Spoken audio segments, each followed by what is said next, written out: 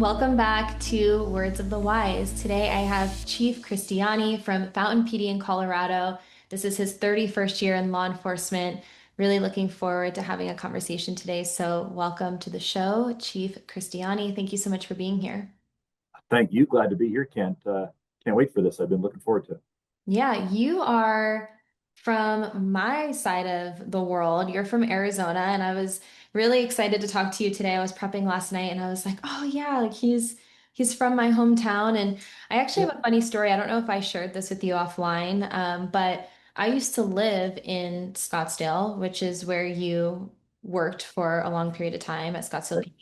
PD. And I would go to wellness conferences, like first responder wellness conferences, and people would ask me where I lived. And if you're familiar with this area, I lived literally right behind the baseball stadium. So it was near the Yes. hospital. So it's not like the ritziest part of Scottsdale by any means.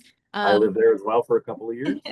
I loved it, but I would have people at these conferences. I had multiple people pull me off to the side and they're like, do not tell people that you live in Scottsdale. And I was like, why not? And they're like, because they're going to think you're a dumb rich girl and they're not going to want to work with you. And I was like, what? Yeah. So now I make a joke because I live in Phoenix. I live Yeah. probably 10 minutes from downtown. And I make a joke that I had to move to Phoenix so that I could get street cred so that you Oh guys yeah. would talk to me.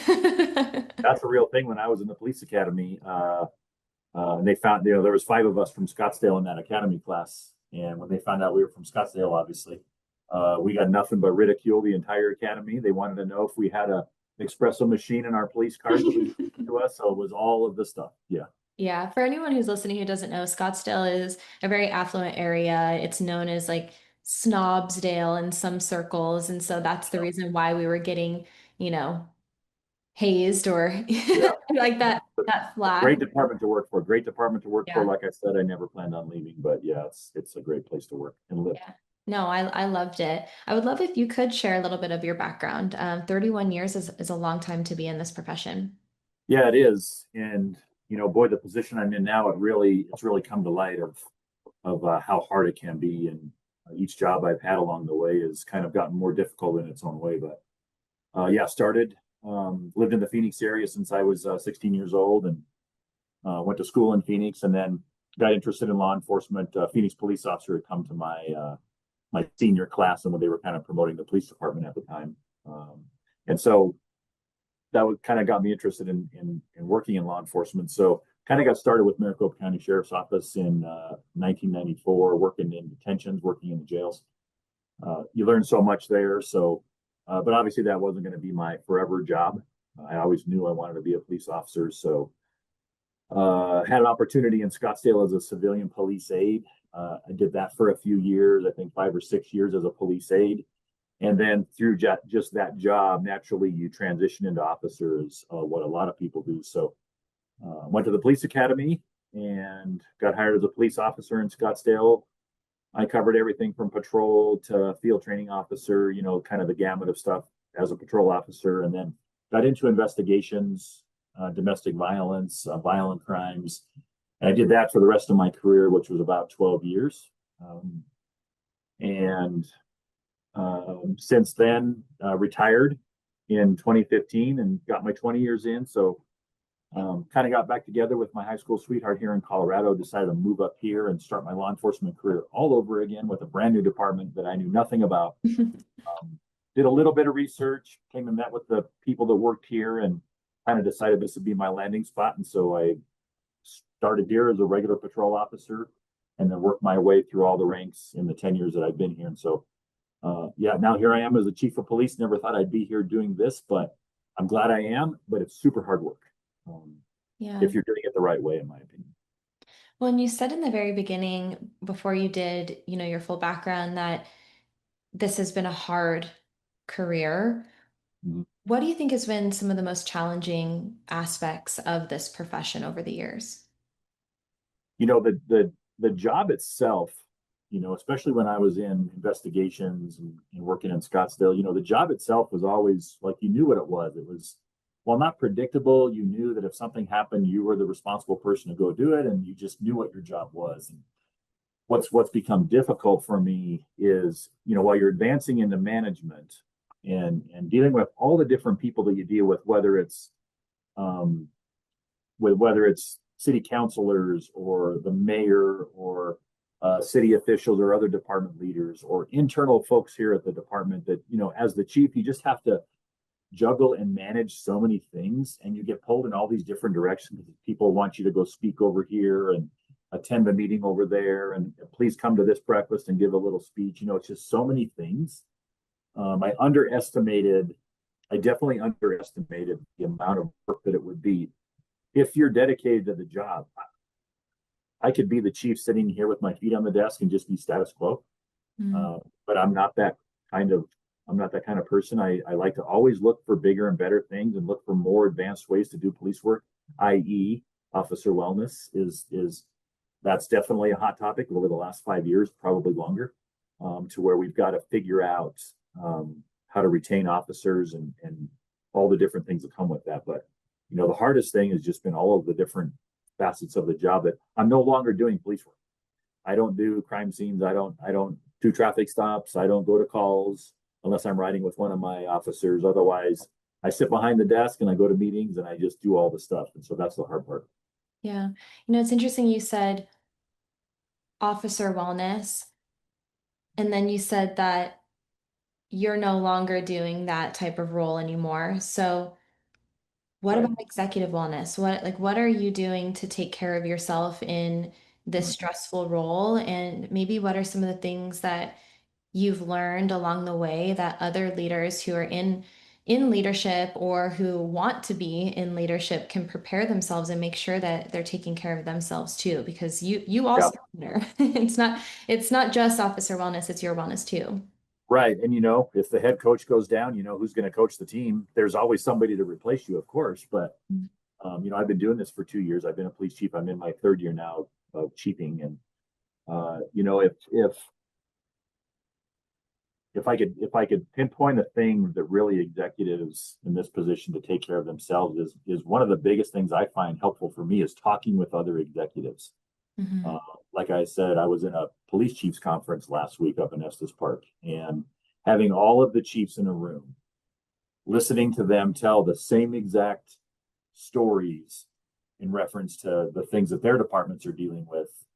Um, a department just south of here, the chief has had 3 officers shot in one call, and just lucky that none of those officers died. But the trauma that gets put on a department for those kinds of things, and talking with other executives and hearing their stories makes you feel like, okay, so I'm not on an island by myself. Yeah. There's other people with the exact same problems that I have, and so I've definitely found that obviously I can't do the things physically that I used to do when I was in my 20s. Um, but I still play tennis. I do the sports that I can do, tennis, golf. Um, my wife and I walk every night if we can. And so we try to stay moving. We just call it, we need to be moving. I'm not in the gym pumping heavy weights and, running miles and a half and things like that, but we're moving. And so um, fitness, trying to eat better, trying to we're always trying to keep the weight manageable, and I think I'm doing a pretty good job. But it's you just find yourself like just today before this meeting, I'm eating my lunch in a hurry because I had all the things I had to do this morning, and I just eat my lunch as fast as I can. And one of my staff members came in and said, "Hey, Chief, did you get lunch today?" And she's really good about that, checking on me. So there's just so much to, and managing the stress is the hard part. Trying to figure out how to you lose sleep at night. Yeah. I go home and I think about my officers, and I think about, because we have had an officer die in the line of duty in 2023.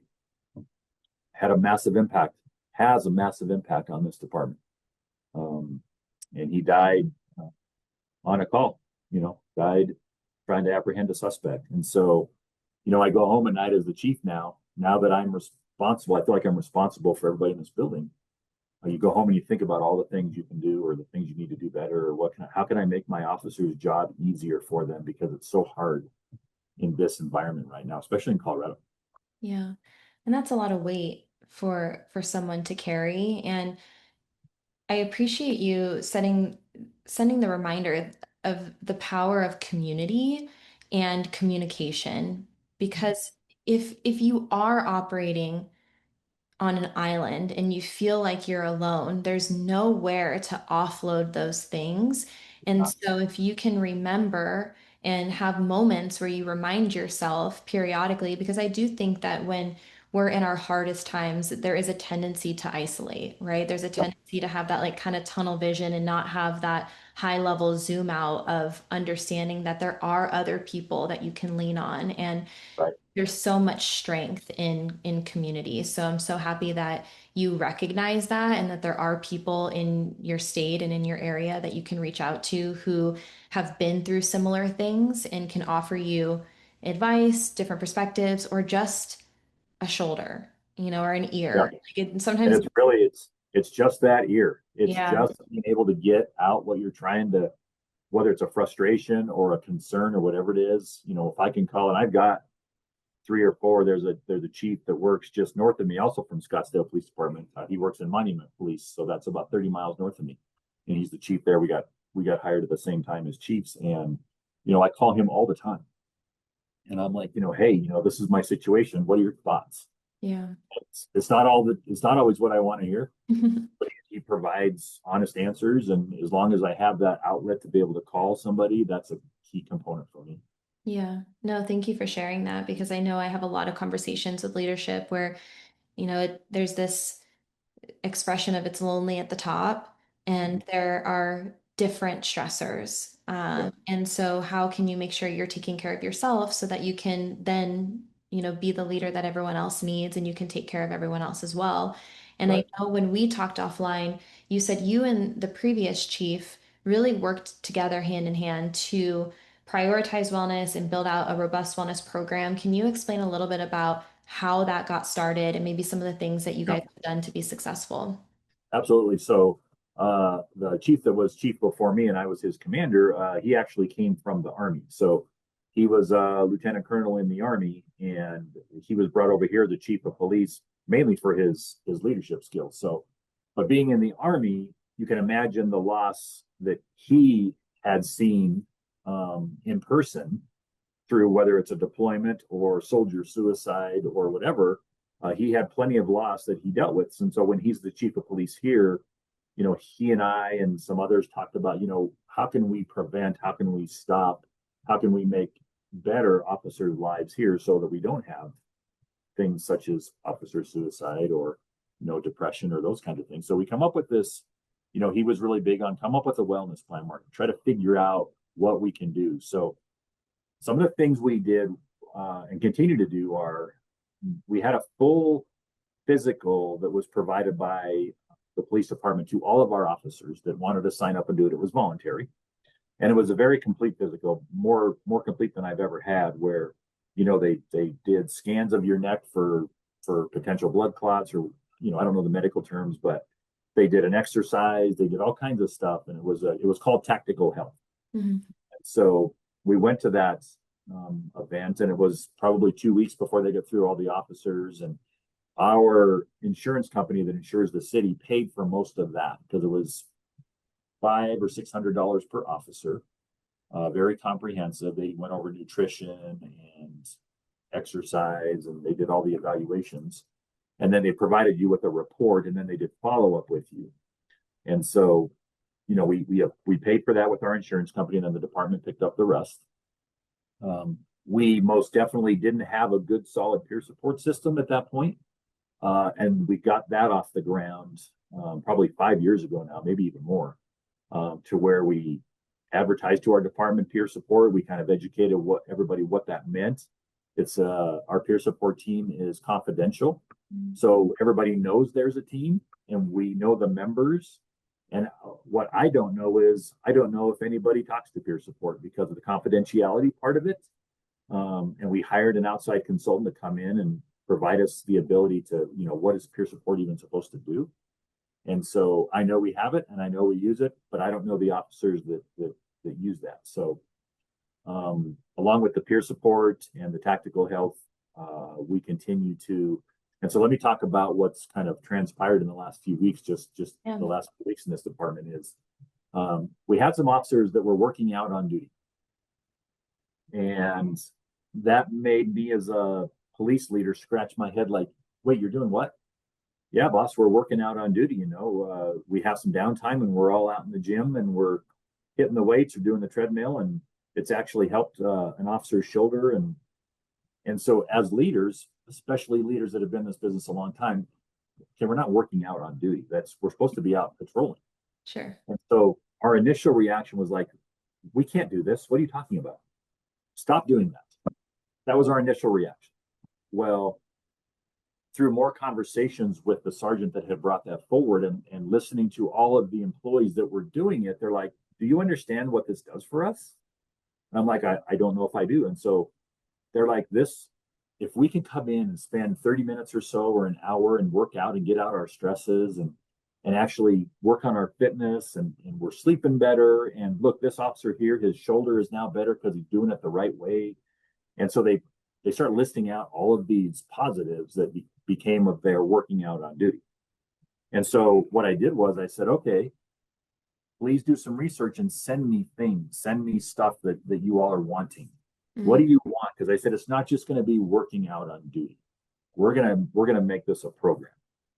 And so all of the stuff we've done in the past was never really a documented program, and now we're going to do that. So they opened up Pandora's box a little bit, and Mm-hmm. they're going to have a whole bunch of things that we're going to try and do and make available to them. Um, we have great employee assistance here. We're going to make that a part, continue with peer support. We are going to figure out, because I've only got 68 officers in my department. So it's not like I have 10 officers working on a shift and 3 of them can go work out while I still have 7 working. I only have 4 officers, including the sergeant, on my midnight shift. Mm-hmm. So, how do I effectively tell the citizens that the officers are in here working out for an hour, yet still patrolling the streets and keeping the streets safe? Right. That's an obstacle we're going to have to overcome. I think we've got some things figured out, maybe. We're going to allow one officer at a time to come in, and if they want to use their lunch to work out, they can do that. Paperwork has to be done. Obviously, can't be any calls holding.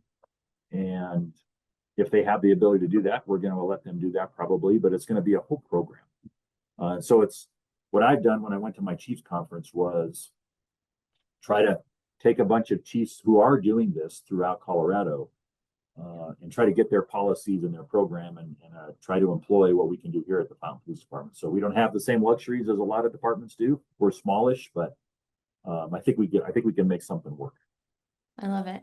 I love how you said we opened up Pandora's box. Like we started focusing on wellness, prioritizing it, and then everyone came to you and they're like, hey, this is what we want. And Yeah, so I think that to me, that means you created a culture where people felt safe and confident to come to you and say, hey, these are the things that we need. And then you had a supportive leadership staff that says, okay, well, we'll at least listen yeah, and see what we can do. So I love that. I think that's yeah. cool. And obviously, officers need to remain fit to do their jobs, Yeah.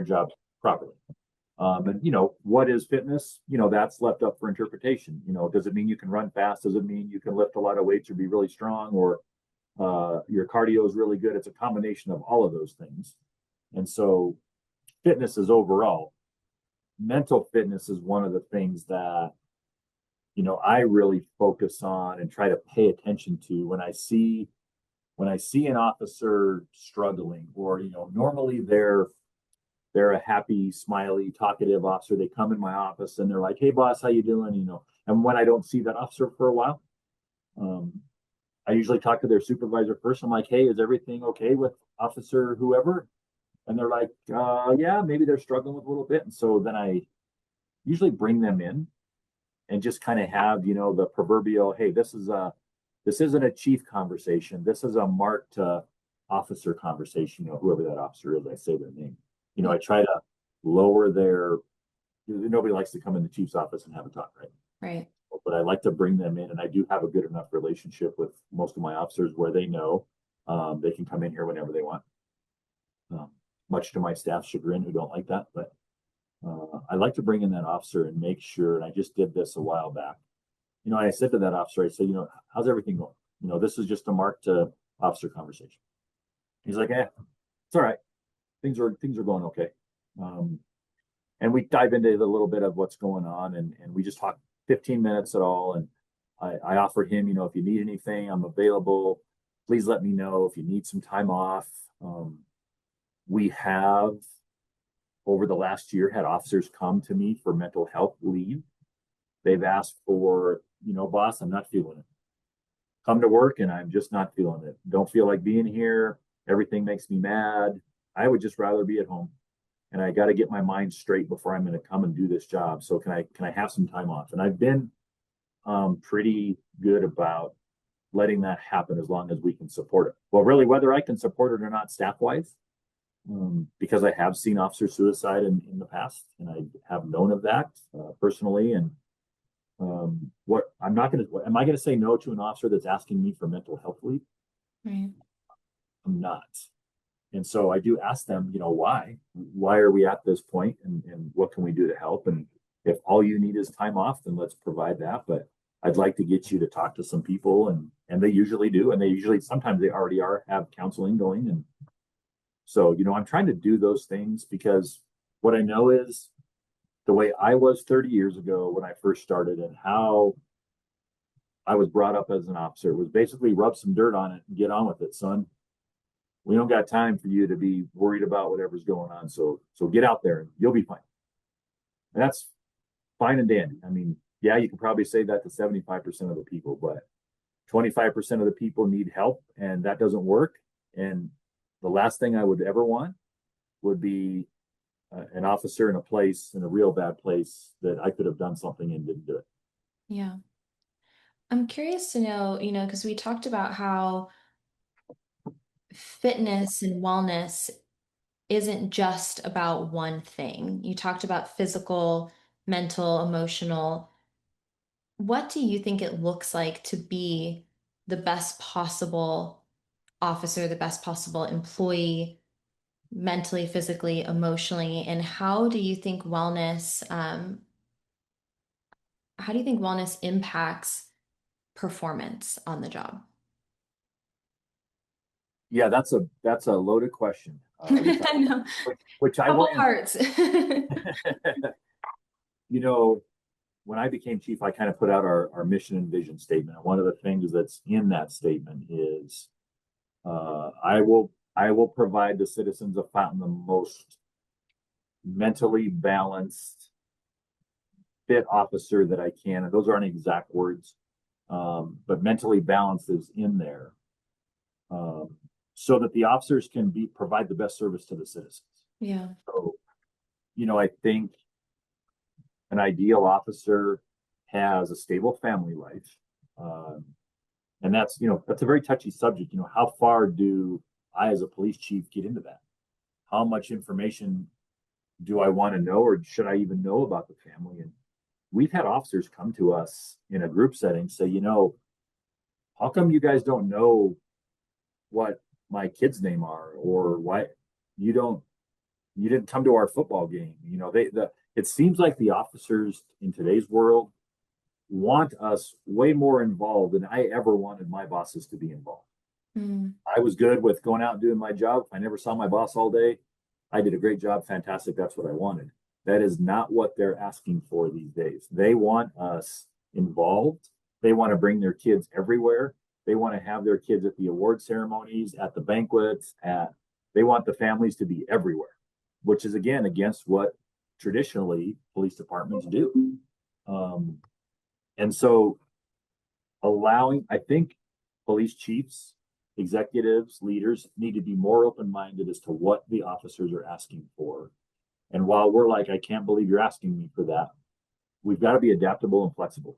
We can adapt and be flexible on calls when we were officers and we overcame things, and we have to be able to do that as leaders. So obviously a mentally stable officer with a stable family life, with whatever your religious belief is, doesn't matter. You've got to believe in something, that there's something running your life for you, and you're just the vessel. Whether it's God or whatever your religious beliefs aren't important. It is that you have something that you can fall back on when things are down. When you're at the foot of your bed crying or whatever the problem is, that you can rely on your religious source, or your family or whatever that is. And so, you know, I notice a lot of officers really eating good. Um, I specifically am thinking of one officer that's pretty new to our department, and he's very fit. He's a former athlete, um, kind of a star athlete. And he's come into the department and made our SWAT team already. And he eats very healthy. He works out.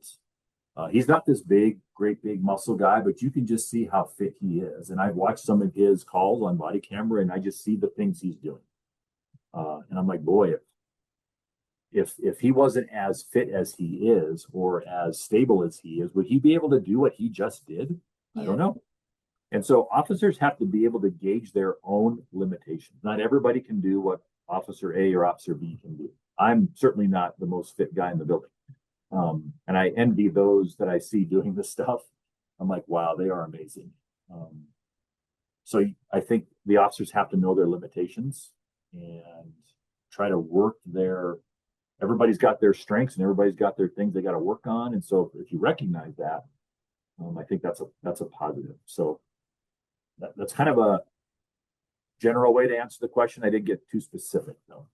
Yeah, no, I think to your point, it's like, how can you encourage wellness in all areas, Mhm. physical, mental, nutritional, spiritual, so that they can be the best versions of themselves. And I Right, think that to your point, we're always going to change throughout time. You know, what you were able to do in your 20s right, going to be different than in your 40s or 50s. And so, how can you be the best version of yourself in the season of life and in the role that you have right now so right. that you can be the best for your community, for your team, for your family? And that's what I heard in everything that you said. It's like, how can we support that?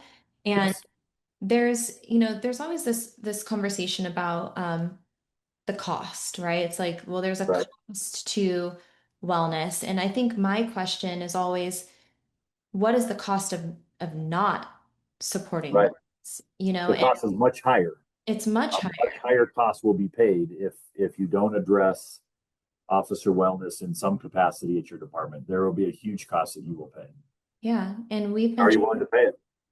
exactly. And we've mentioned a few of those things. I know you said you had experience with suicide. We talk about broken families, injuries, maybe decisions that are made out on the streets, use of force. There's so many things that can come to with the cost of not Yeah, prioritizing it. So yes, I think that is you guys sound like you are really trying to focus on all um, aspects or pillars of wellness. yeah. And it's ultra time consuming. I'm sure. It is such a broad topic. And, at the conference I was at, we had a whole session on officer wellness, but we could have talked for another 3 or 4 hours and probably still not covered everything we wanted to. So it's so multifaceted, and you know, the question I always have is how did we get here? How did we get so? But I think what we're seeing is the officers that are in all departments across the country are just a reflection of what's going on in society right now. Mm, None of us should be surprised about officers struggling with day-to-day work or day-to-day things, because out in the world, we got some great examples that have happened over the last couple of days. Um, the country right now is in turmoil, and mm, things are going on, and we're like, what is happening? yeah. But that's what happens in people's lives is and if we don't recognize that as leaders, if we don't get into our officers business, we like to call it 360 leadership here. Like, we're going to cover you all the way around. um, we're just not going to lead you in police work and what you're supposed to do by policy or whatever. We're going to get up into your business a little bit, um, because I feel like I have a duty to do that, because the last thing I want to be able to have to do is to go to an officer's family member and say something bad's happened, Yeah. because either the officer was tired, wasn't paying attention, was fatigued, and his mind wasn't in the game, or whatever you may find out. Like, I would hate to have something like that happen, because, like I said, in 2023 we did lose an officer in the line of duty, and man, it rocked our department, rocked it. With only 65 people here, you lose one, everybody knows everybody and everybody knew exactly who it was, what happened. It's not like Phoenix PD that's got 4,000 officers. Still hurts, but when you got 65 and one goes down and doesn't make it, man, it rocks you. Yeah, it's devastating. My question, I think, is how do you get people to prioritize it for themselves? You Mm-hmm. know, this conversation comes up so often. It's like there's only so much that you can do as an organization to support it, to provide the resources, and then ultimately it's up to the individual to prioritize that for themselves and to take action. And so we talked about this offline, and you said this verbiage that I really liked. You said, how do we crack the code on buy-in? You know, how do we get people to recognize the importance of this, to recognize that it doesn't mean that you're not fit for duty, it doesn't mean that you're weak, and how do you get them to actually take action in prioritizing it for themselves? Yeah. And I think that comes with, like I said earlier, kind of getting up into their business. Mm, I kind of pride myself in knowing a lot of personal things about the officers that work for me.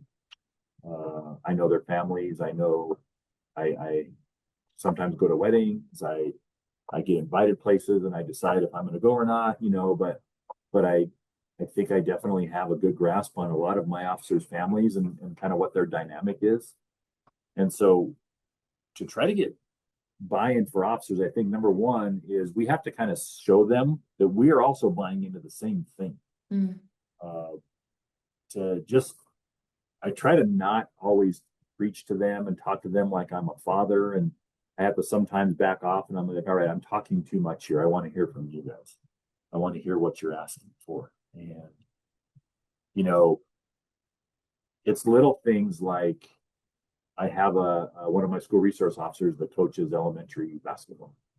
And I don't know if he has kids that play basketball or not, but he coaches it and really likes mm, it. And, so we need to continue to encourage those kinds of things. I was having a recruiting conversation with a person up in Estes Park of, how can I better recruit officers to come work here? And he said, you guys are doing it all wrong. You're going to job fairs and you're doing all of the traditional ways to get officers into your building, and you're doing it all wrong. You need to be up on social media. You need to be interacting with what they're doing. mm, Um, he said, go stand in a grocery store and people look at what people are doing in line. They're looking at their phones and they're looking at that 30-second reel or that 30-second TikTok, and they're seeing stuff. And, um, you know, so getting buy-in for it's a tricky thing because it requires effort. And to ask an officer, the buy-in has to come outside of this building.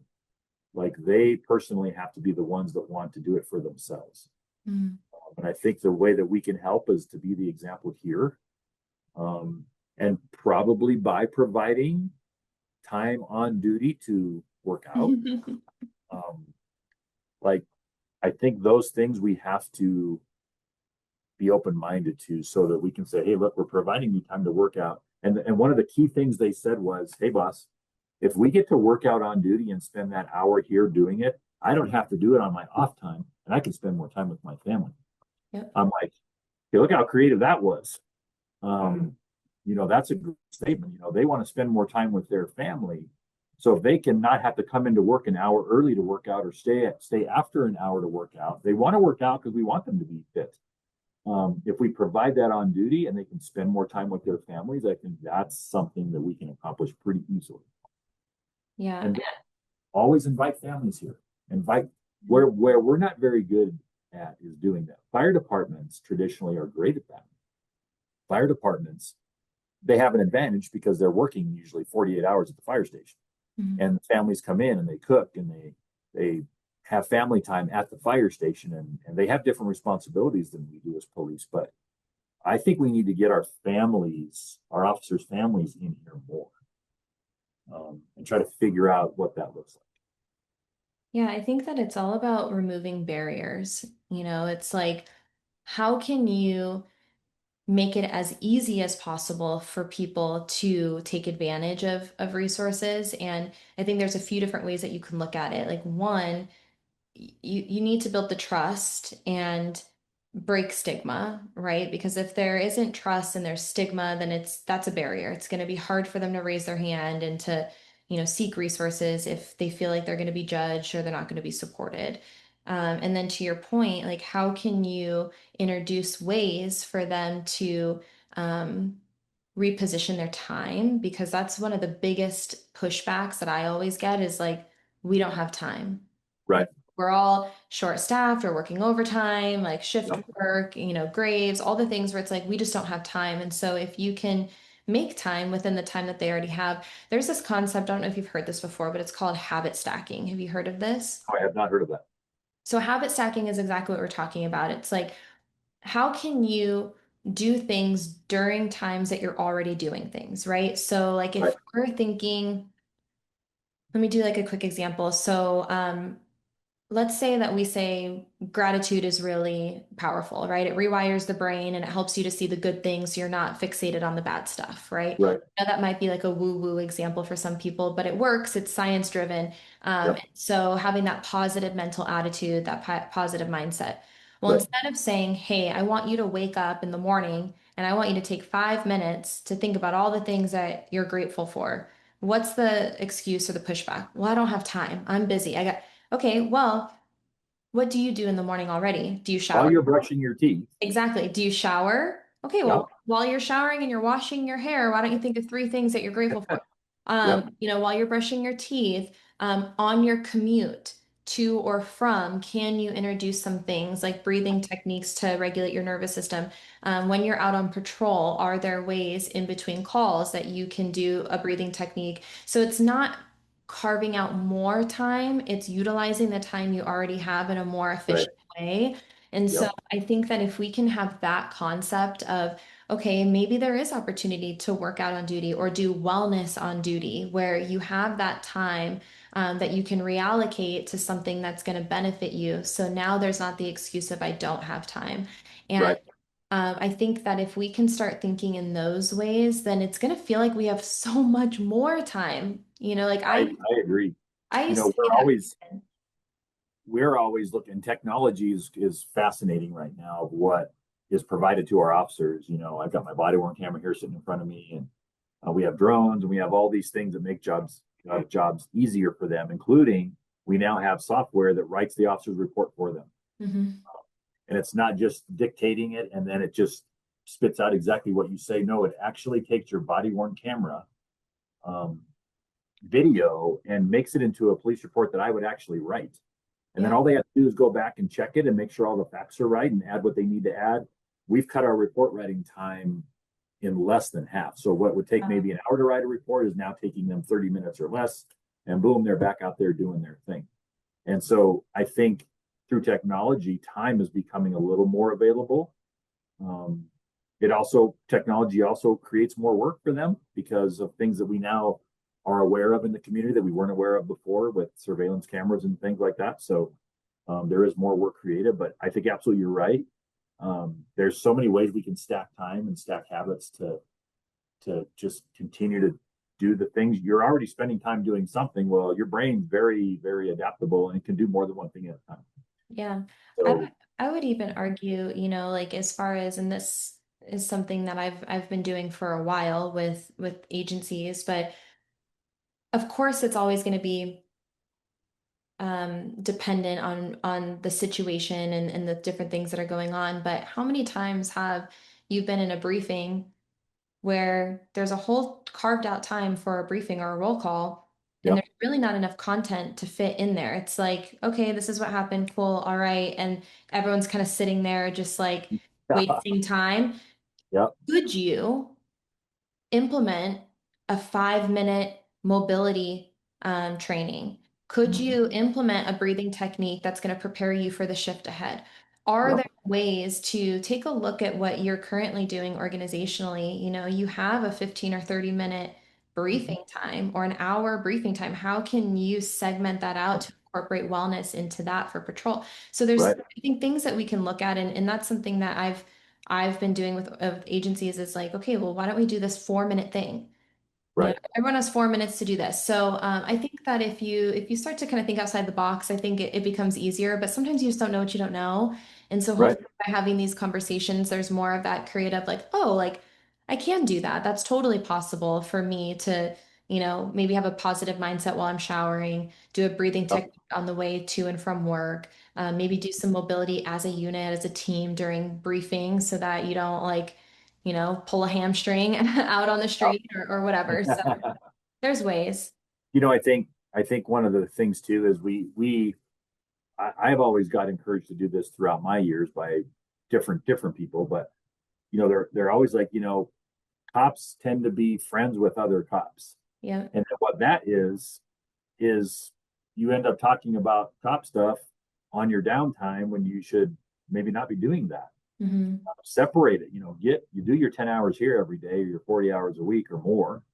You get 3 days off, like try to separate that out. Like, so many of these guys are passionate and they're young bucks, and man, they just can't wait for the next day to get back in the police car and do it again. But, add 20 years onto that, and your stress and, your blood pressure and your aging and all those things. If you don't have outlets and hobbies that have nothing to do with police work, I think it really catches up to you.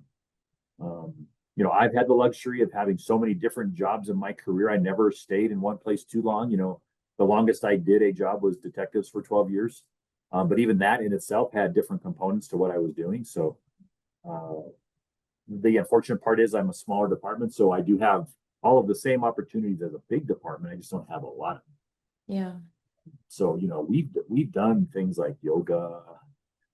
There was a little bit of people looking at me funny, like we're not doing yoga. I'm like, For oh yes, you are. sure. And when it was done, and we of course a local yoga instructor that lives in this area is came over and instructed all of us, and cops are doing things they've never done before. And at the end of it, though, smiling faces. They all took a picture with the instructor, and it's something we kind of show off a lot, and it was just a really good thing. Yeah. All of those things we have to keep continuing to do. It's a never ending. It's never going to end. You're never going to get to the end game and go, okay, all my officers are well, and I don't have anything else to do. Yeah. Because one, I'm going to constantly have new officers keep coming in, and they're going to be like, what is this department doing? We just hired somebody from the western part of Colorado, and she has brought a whole bunch of different ideas that her old department was doing. And I was like, oh, well, we could probably do that. And so fresh faces are always going to bring fresh ideas, and there's never going to be an end to the officer wellness. It's just going to have to progress. I agree. I agree that there's no like destination. I think that to your point, not only is it that you're getting new people, but I think times are going to change, within the community, within technology. There's going to be a lot of growth and evolution that has to happen over time. And so having that open mind and that ability to grow and adapt and change with the times so that really we're trying to figure out what is the goal, and if you can stay attached to like the goal and the goal is longevity, the Make you live goal, longer. yeah, the goal is that like, and here's the thing that I hear all the time, and I really want to like add to it because it's like, I hear so often, it's like, how can we get people to survive this job? And I'm like, how can we get people to thrive in this job? It's like, yes, we want people to survive, of course, but there can be an elevation of that idea. And like, if we're talking about longevity and truly having a long and successful life and retirement, then there has to be more than just survival. There needs to be this like elevation of thriving. Right. And man, that's yeah, that's a powerful statement, because I think a lot of officers, and I could give you 10 names right now that I think they're just surviving. They're just getting along, doing their thing, and they're just right there surviving. Uh, Hmm. and I want them, like, I feel like I had the passion, and I never took this job too seriously, even though you see things that will blow your mind, and you're like, I can't believe I just saw that or had to deal with that. But Hmm. I think I've been able to compartmentalize it, I guess, set it aside, do whatever. And the job has never really bothered me. But, I do have to say that in Colorado, um, as you may know, there was a Senate bill passed in 2022 that really took away a lot of protections for officers, Mm. their job. And Senate Bill 217 is what it's called. And everybody in Colorado knows all about it because our entire law enforcement face changed when that bill was passed. It took away officer immunity, qualified immunity. It took away, it had all these mandates come down. There is not, every police department had to have body worn cameras, and now it's a national norm. But there were all of these unfunded demands put on police departments, and we live under that umbrella right now. And Colorado is a state where people don't stay in jail, and so the officers are out there making the arrests, keeping the community safe, and putting the bad guy in jail. And before you know it, they're out again, Yeah. and they're doing it all over again. And those frustrations build in the officers. They build and build. And I'm going to use, without saying names, we just had two officers leave our department. They're completely leaving the state, moving to another state. And because the job is not what they wanted it to be, and these are young officers, these are officers in their 20s. Yeah. And the state is not what they thought it was going to be. And they've lived here most of their lives. And they've just had a young child, and their whole mind frame has changed. Their mindset has changed. They're like, we don't want to be police officers in this environment, in this state. So we're moving. And they packed up their stuff and they gone. Because somebody had told me that in today's environment, and it's probably not restrictive to just police officers, but people are willing to just drop their careers and go on to the next thing with no really care in the world. Scares a guy like me. I've never been without a job. Ever since I was 16, I've worked my entire life. I've never not had a job. And to just pack up your stuff and move and not have employment scares me. Yeah. But people now don't seem to be scared by that. Money is not a driving factor anymore for this generation. We are finding money. You can give them money and they like the money and they ask for more money, but you give them a $10 an hour raise and that novelty wears off after a couple of weeks and we're right back to where we were of what are you going to do for me now? Yeah. And so we have to be open-minded to, because I think the ultimate goal is, at least my goal is, I want to live as long as I can while I'm still Right. functional in the mind and can actually know, what I'm doing. But I want to live as long. I don't want to be that retiree that after 25, 35 years, however long you last, that you're that officer or that retiree that died the first year or the second year. You die within 5 years of retirement. Well, what was all this for? Yeah.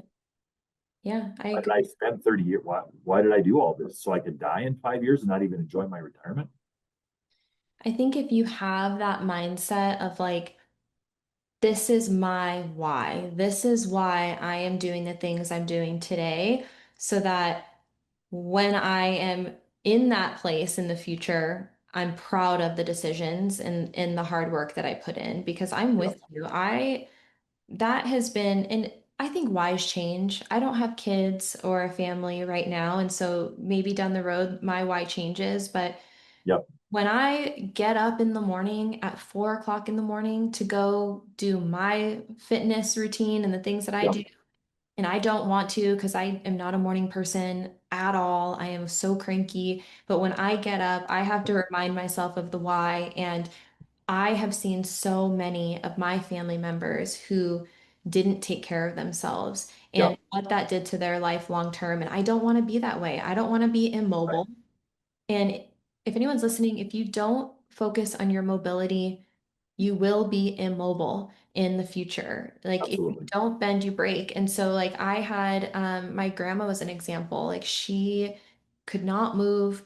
She became really sedentary, didn't take care of herself. She fell over one day, broke her hip, and she was gone in 2 weeks, and I Yep. don't want that for myself. I want to feel Nope. as good as possible for as long as possible. So, in the hard times, in the times that you're not feeling motivated, how can you have that deeper reason for doing the thing that you don't want to necessarily do? Right. I think obviously your why is what we're doing today. Yeah. You're spreading the message. You're promoting wellness. Yeah, you're in the officer wellness umbrella, but this is not just for this is for everybody. Everybody can benefit from this, whether you're a police officer, a nurse, a garbage man. Everybody can benefit from what you're talking about and the message you're spreading. So you know that's your why. Uh, Yeah, for sure. but you know, I've had the back surgery, um, as have many of my coworkers here. Just had just had a one of my lieutenants, and I'm not trying to say names or ranks or anything like that, but one of my lieutenants just had back surgery, and she is one of the most fit persons in this building, and she has had a lot of back pain and a lot of pain, and she went to her doctor, and her doctor's like, "Oh boy, yeah, this is going to take some work," and so she had to have the back surgery and the fusions and all of this stuff, and um, yeah, mobility and moving, and that's just why the wife and I just say, "Hey, we're just going to go move." Yep. Um, she's got the walking treadmill.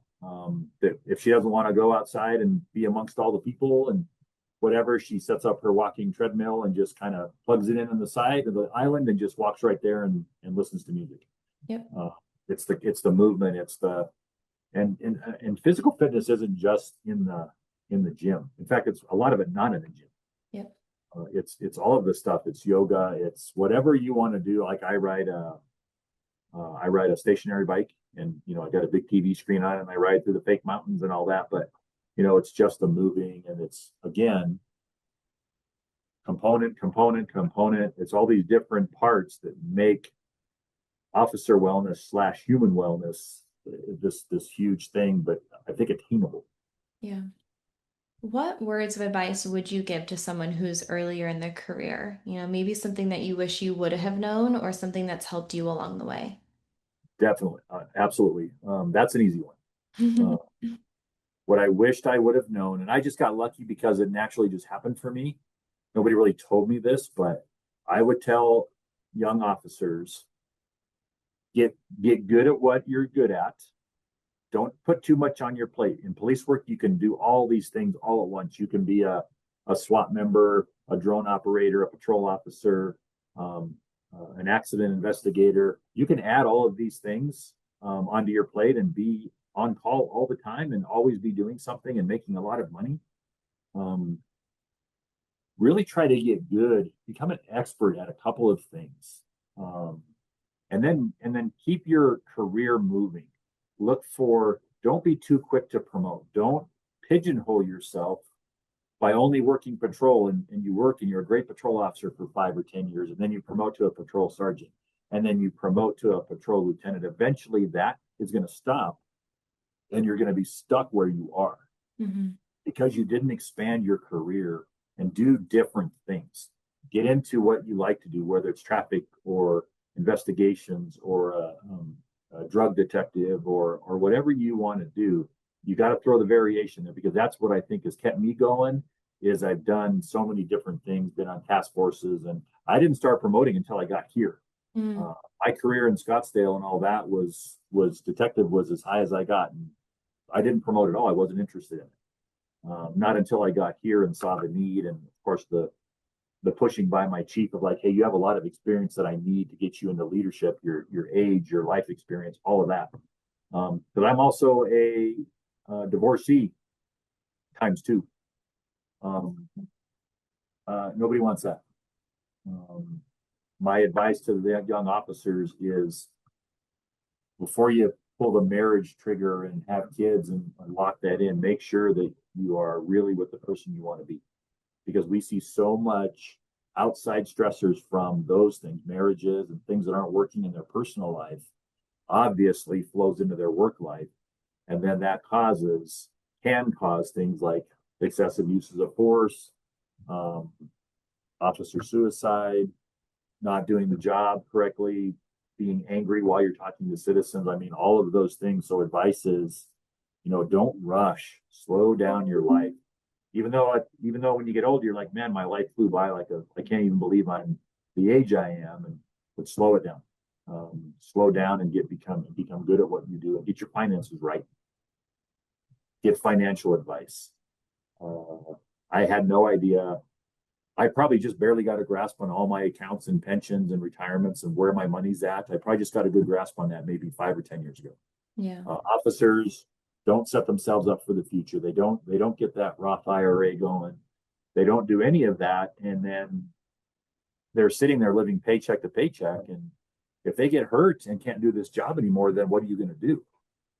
You have to have something to fall back on. So, get your finances right. There's a lot of things you can do as officers to have. There's lots of free services for police and law enforcement out there from accounting firms, from attorneys that will set up your will and help you set up your finances. Go get that advice now, because if I had known, hey Mark, put in $1,000 into an IRA when you're 20 and watch that grow to almost $1 million when you're ready to retire, and you don't have to do anything. You Yeah. just got to put that first $1,000 in, you're good to go.